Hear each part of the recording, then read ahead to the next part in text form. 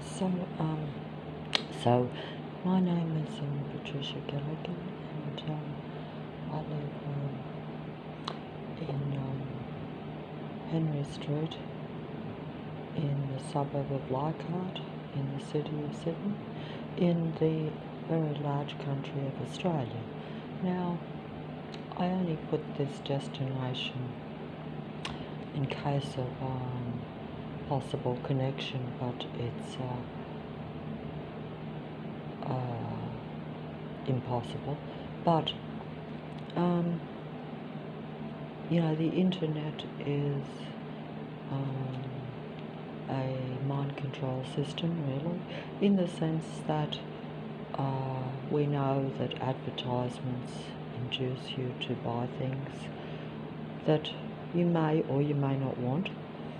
It's still up to your own mind to decide, but if you kind of understand, or at least think that it's possible that the entire internet and the computer system actually understands the human mind and the psychology of the human mind, more or less.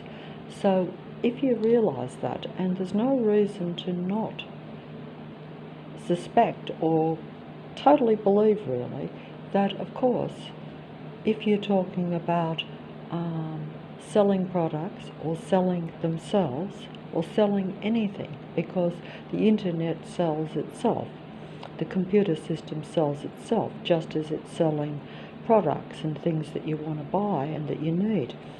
But if you think of it realistically, because I was told this, that basically all advertisements study human psychology. In other words, those that make the advertisements, or the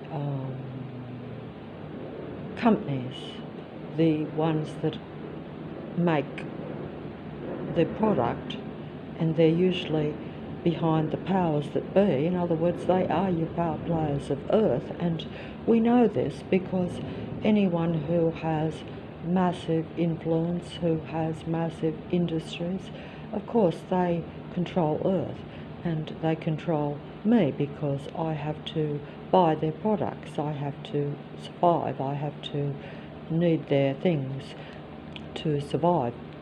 So what I'm trying to say is there's no mystery or anything mysterious or any hidden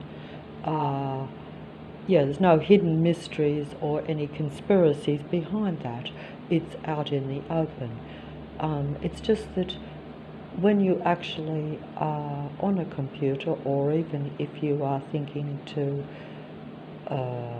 buy something, you don't actually stop and think, as I've been told, that they have studied your human mind before they use the advertisement to promote the product. Now, many products you might buy anyway, but it's still seducing you by your own mind, by your own, by the things that will attract you in your mind. Now, all I'm saying is that everything on the internet or the computer system is exactly the same as the advertisements. It's just that it's probably at a more personal or intellectual level. It depends on you, because the internet is designed to personally fit you, to interact with you. Just as when you are buying products, that if you show interest in a particular product, they will then try to interest you in similar products. They're already showing you now how they have the transhuman mind control going on the computer system. It's just that, like Dodo me all my life, you don't think that it's quite as deep, or as you don't think it's quite as, you don't think that it's personal, you don't think that it's totally personal, and that they're singling you out and that they're targeting you with your likes, your dislikes, and your mindset at a given time. Just as I am targeted because I am now, you know, think a lot more about my surroundings and see that things have changed a lot in the last number of years, and that it's a very negative suburb, for instance, or that it superficially appears to be okay, but that if you think about it more, it's quite negative for many things, in many things. But of course we know this. We know that you can have certain institutions, you can have certain facilities that do some good but also will be doing bad, because that's just almost, some people might say it's the inevitability of life or of certain things, that they don't get everything right. But I personally speculate that it's all planned, that everything that is done in any city, for instance, is always like city planning itself. They call it city planning. They actually plan things years and years in advance. So it's not something that they just come up with, you know, in recent times or out of the blue. It is actually set up many years in advance, up to 30 to 50 years.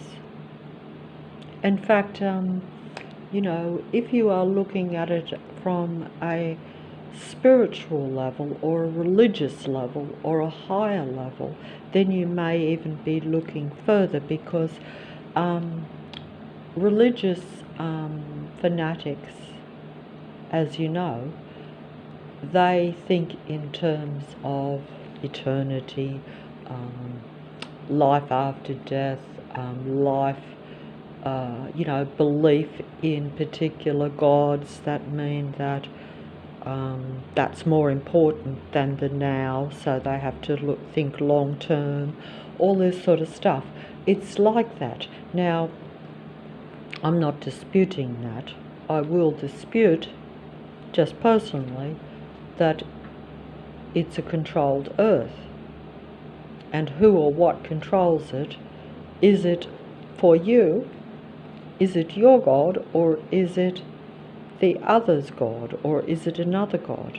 And are there different people? Well, of course there are different people, and of course different people worship and believe in different things and have different ideas, but we're all commingled together. And these days even more so, because you know, any segregation would be deliberate, but usually like in Australia, you have every country in the world in Australia.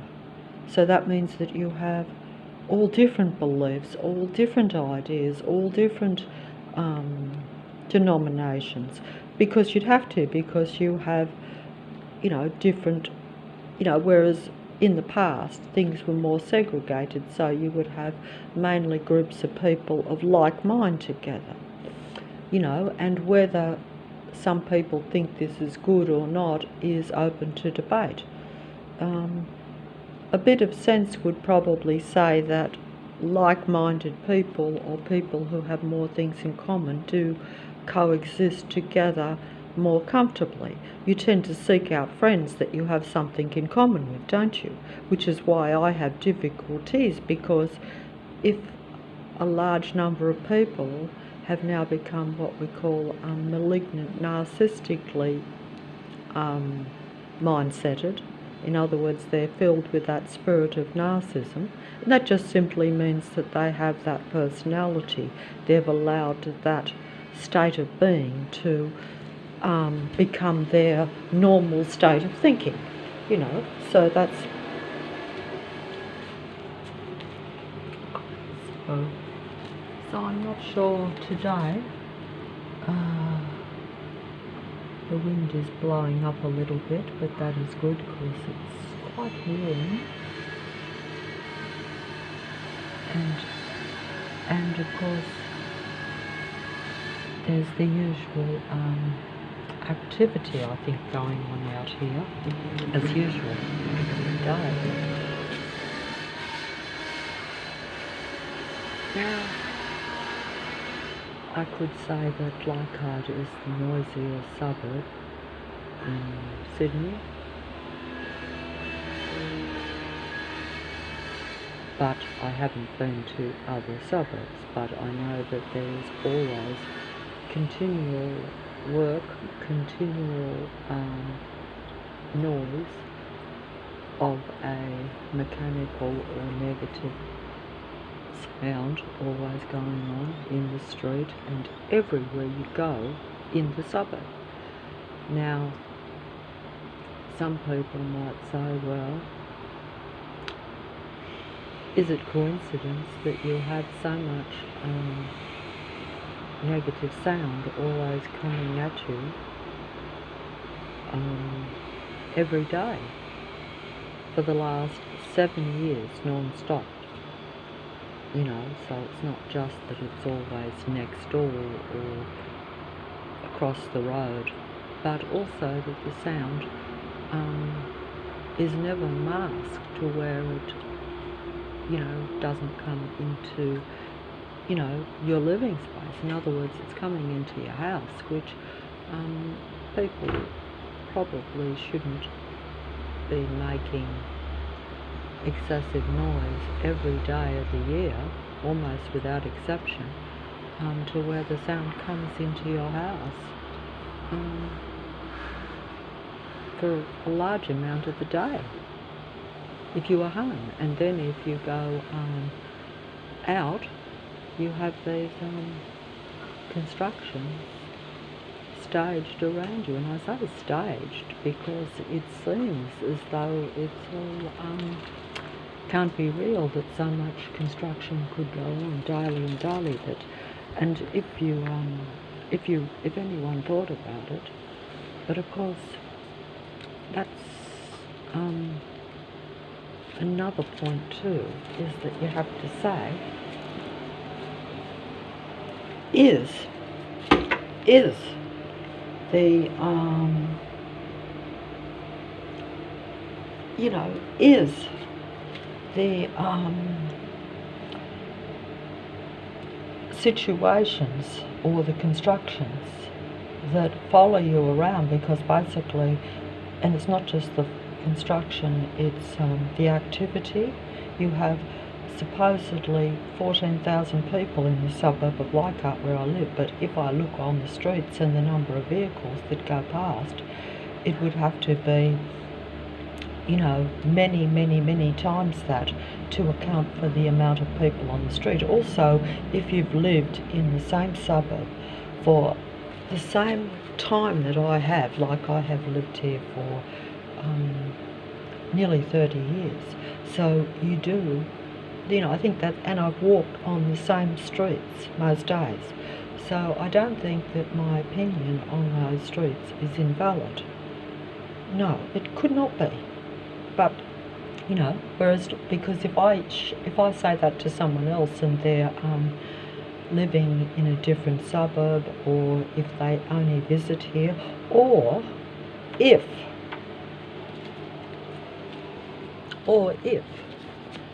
as from another standpoint, you know, you sort of say that maybe it is set up and staged only around particular human beings. And why is that? And that's because some are psychopathic and some aren't. This is my conclusion. And that was my conclusion 7 years ago when I realised this in the area. And that was when all this excessive noise, which is frequency and vibration, and excessive people and excessive vehicles just converged around me, or almost come out of the blue, you could say. In other words, the amount of traffic around you escalated from where you would only see the odd car going past you late of a night to where, even if it was 2 or 3 in the morning, you would always have a vehicle in your sights. In other words, there would always be a vehicle pulling out in front of you, swerving around you. They actually surround you. They seem to surround you in a synchronized, how should I say, in a synchronized circle around you, to where you're always aware that they're surrounding you. So it's like you are aware that you are being patrolled, you know, and then they flash their bright lights at you. And most of the time, in my case, they flash their bright lights. They flash bright blinking lights at me when they're doing nothing. In other words, they could be stationary, or they could be just travelling, but they're not even turning a corner. Of course, they have the whole situation staged and set up to where the minute you look, a car will always be turning around the corner, so it has a reason to flash its bright lights. If this only happened now and again, or once in an hour, you would say, that is coincidence, that's normal traffic. But when it happens every second, everywhere you look, then it is a synchronized form of mind control. Can you see the lights in my eyes? Can you see lights in my eyes that are some sort of, I believe personally, and others will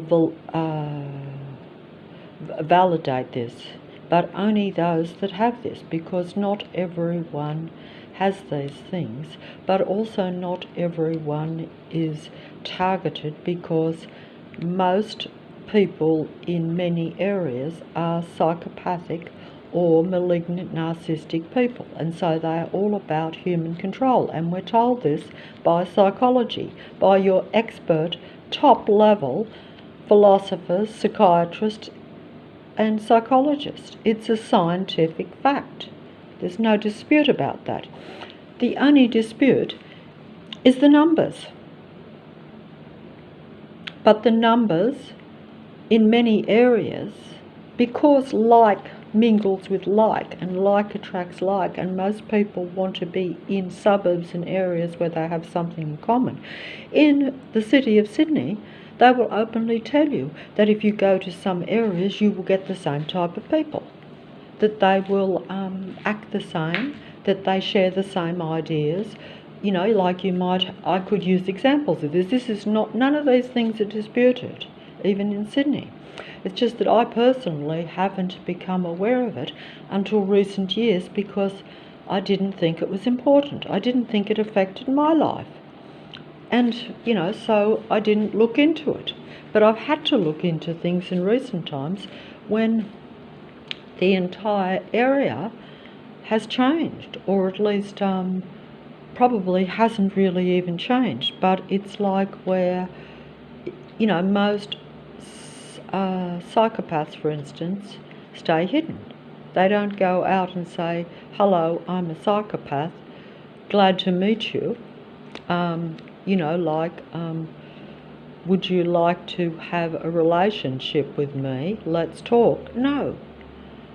If they do, they present the opposite image. Now, the point that I'm trying to make here, and I could make a million points, I will be distracted by the sounds, because I was actually woken up very early this morning by the negative frequencies or the negative noise created by work being done close by. Even low, the sun was barely up, and yesterday was the same, and I couldn't even understand where the noise was coming from, because they're not supposed to even do work on Sunday. But I didn't go and have a look, because I don't want to get involved, because if you know that you're dealing with a psychopathic mindset, you know that you know, you're dealing with an unstable, insane mind. So basically,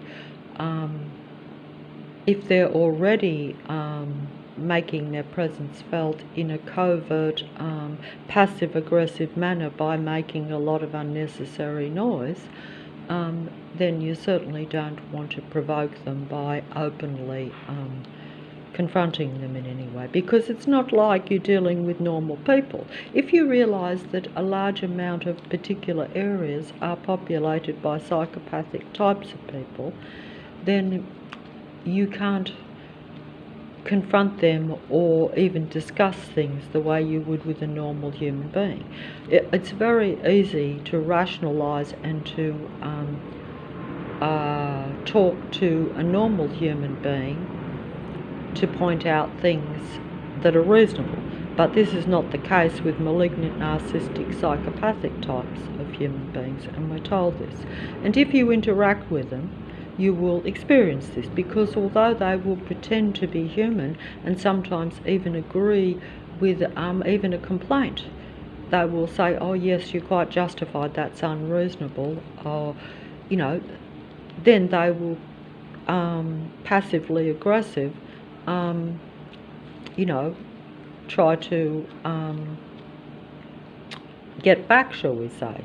But they won't ever have a proper, you won't ever have a proper open conversation or connection with them. You'll never get to the bottom of it, because psychopaths and malignant narcissistic types of paranoid beings are all about control, and they're all about setting up confrontation, because they're not about any human, they don't have any humanity. So their whole existence is about confrontation and control. And in order to be always in that controlling mode so that they feel powerful, they always have to create, as they will tell you, enemies or targets of their need for control. And it's always going to be a human being. This is my point, is that you have different species, because it's never about, you know, it's usually about controlling a human being, because human beings are the easiest to control, they're the easiest to play, they're the easiest to get into the mind games,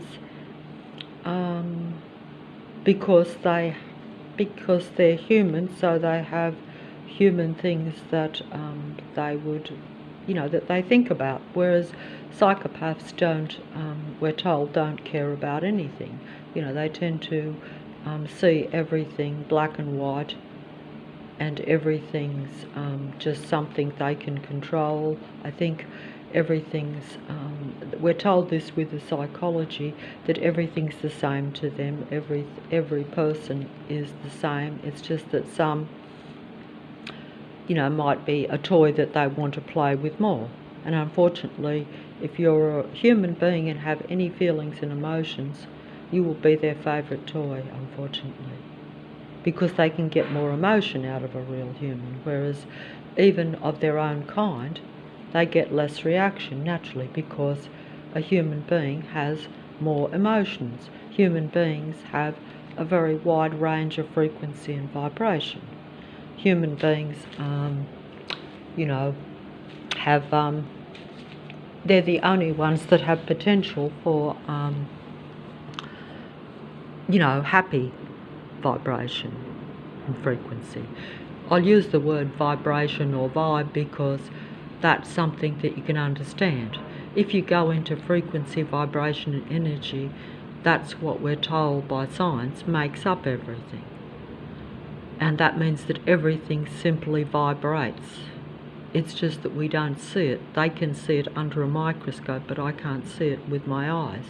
All my eyes see is what they want me to see in many ways, because as I've shown you those lights that are in my eyes, these are really, even though it sounds outrageous, if you have a medical procedure where your eyes are very affected for years and years, and you wonder why your eyes are irritated and extremely painful for years and years. This was after the implants or the microchip was put into the eyes. And this was done so that I could enter their virtual reality world. In other words, you know how you have like a mask or a mask that you can put in front of your face, where you can see an alternative reality. In other words, a virtual reality. You know, where you put a thing on, and they call it virtual reality, where instead of seeing what's in front of you, you see exactly what's in front of the mask that you put in front of your eyes. Well, science puts the chip in your eyes, a microchip in your eye. Did you see? Microchip in your eye. And that microchip, which are there and there, which I don't think they're coming out. I'm trying to show them because you can see them more if there is very dark, but you have to get the right angle. I can see them just easily in a mirror, but that's only my eyes can see them. It's hard to show that with a mobile phone because it's just not magnified enough. But you can see them even with the naked eye, and a normal other person, if you were sitting right here now with me, they would easily see them. It's just that they would probably dispute what they were. They might say it's just light reflection. Even low, if they looked close, they could see that they're not the correct shape for light reflection. And also, if they could see them when I turned off all the lights and got really close and could see, then there would be no light reflection. So, like you can see now, can you see some lights? That is not light reflection, that is coming from inside the eye. And they're always there no matter what. Whether there's light or not, these lights in my eyes are always there. If it's pitch black dark and there is not a single light, these lights are still coming out of my eyes. Now that's an anomaly. Now what you want to make of it is another thing, but all I'm saying is that it would allow for the virtual reality. In other words, for a virtual reality to take place before you, where they can take over your mind. Maybe this is part of transhumanism, because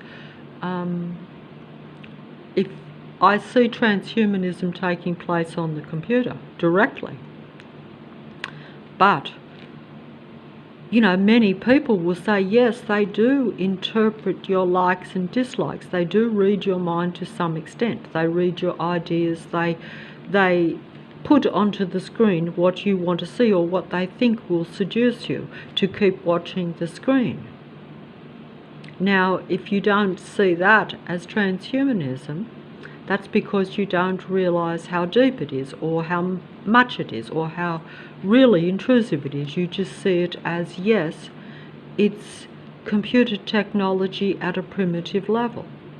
What you don't realise is that it's actually at a very high level. It's just that until you fully accept it, and in other words, it's like everything is gradually brought in. Everything is gradually brought into society. We actually know this. We don't actually probably realise how planned it is. Just as you don't realise that there is total city planning of the streets. But actually you do realise, because they tell you that it's all planned.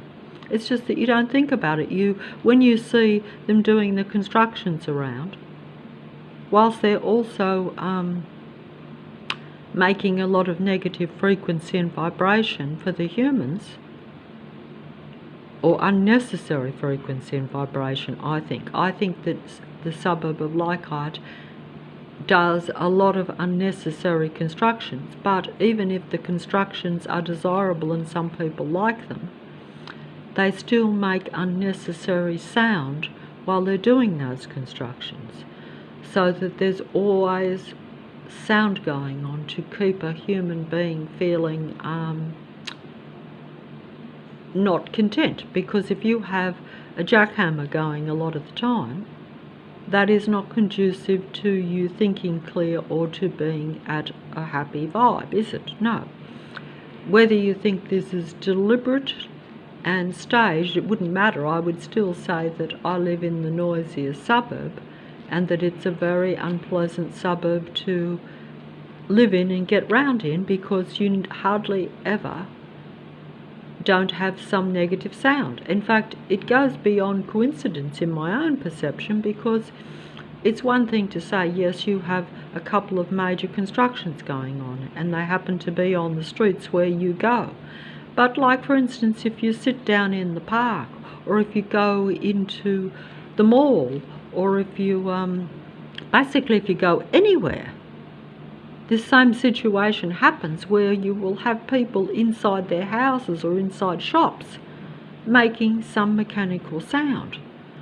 And it's the same with the traffic, like where there were no trucks going down the main street ever, now you have huge trucks going down the main street. You never did in the past. The buses have 100 times become 100 times more frequent and more of them. You normally wouldn't see 3 or 4 buses all at the one time right in front of you. You wouldn't see 100 motorbikes going past in the space of a short amount of time, making loud noise. You wouldn't have of course, all these things are invented too. Electric bikes and excessive deliveries. These are all reasons to have no way to walk on the footpath without what I would say are stalking beings on bikes. It's so that they have a reason. They set up situations to where they have a reason to change the suburb and the reality, therefore. That's at a real level. If you want to see it from another element, that a lot of it comes from actually scientific, like the level of a virtual reality world being taken over your senses because you have, say, a microchip or an implant. This is another story. Whichever way you look at it, you're still looking at the same situation of negative excessive noise being directed at particular individual humans. Because if it was directed at other human beings in the area besides myself, I would be able to talk to another human being and say, hey, this suburb Leichhardt is the noisiest suburb, what's gone wrong? And instead, most of them, if you spoke to anyone, they would deny it. They would say that it's not noisy. And that just is not true. You know, it is the noisiest suburb. So then I have to say, well, does that mean that it is just me specifically that is being targeted and stalked by other apparent human beings? And then you have to say, are they not a collaborative psychopathic community? Because like attracts like, so naturally they congregate together, and over time they infiltrate and take over the whole suburb. And as they like control and they like to play games, as psychopaths do, and all these personality so-called disordered human beings like to play games and need to have control. That is the main motive of their existence, I'm told. Okay? We're actually told this. So therefore, they're predators and they need prey to stalk and control. And so they have to find a real human being or someone that isn't psychopathic to stalk and patrol as their prey, to play their game and, exercise their need for power and control, because that's what makes up their existence. Because psychopaths, as we're told by the psychopathic psychologists and philosophers, they do not experience the 7 emotions that human beings do. So they have no reason except for control and power. That's their whole existence. That's what they focus on. That's what makes them tick. Human beings have many things that make them tick because they have more emotions. Psychopaths only have a couple of limited negative emotions. Human beings have 7 positive emotions that they don't have. human beings usually desire to experience the 7 positive emotions. They strive for that in their life. But because you're always surrounded by psychopathic, malignant, narcissistic types of human beings, or androids, I would say, that's the only difference, is that I say they're a totally different species. They're not human beings that have just, turned negative. Of course, you could have those in amongst them too. So you could theoretically have 3 types of beings. But I personally, in my own reality, seem to experience the androids playing a game against a human being, and maybe even a few other human beings that I am segregated from. But that would be the way the system works, and many have expressed this reality, that they have circles around real human beings on the earth, where you have many 100,000 people that are of a different denomination, and different ideas, different beliefs, and I say different beings, or psychopaths, or androids, that need to circle around human beings because they need to have that sense of power and control, but they also need the human energy, and they also need to watch and completely surveil and track human beings and watch them at a minute level in order to infiltrate society and mingle in amongst human beings to either seduce them or totally take them over. They seduce them to take them over, but that's in a covert way that human beings won't realise that they're being controlled, because when you're seduced by something, you like it, whereas when you are taken by force, you don't like it. So it just depends on what manoeuvre or what strategy they have, depending on you. Obviously, the reason that they exposed themselves to me was because I became aware that I had been interacting with many psychopathic types of people, in recent times. And that was when they came down and exposed themselves to me. That was when they went for, rather than continue seducing or pretending that they were real nice human beings, shall we say, they brought in their covert, suppressive, stalking patrol system. But even that is still it's not seduction, but it's control, but it's still covert, it's still hidden, because they never actually confront you or do anything to where you can say that there was any. It's a no-touch kill, as they call it.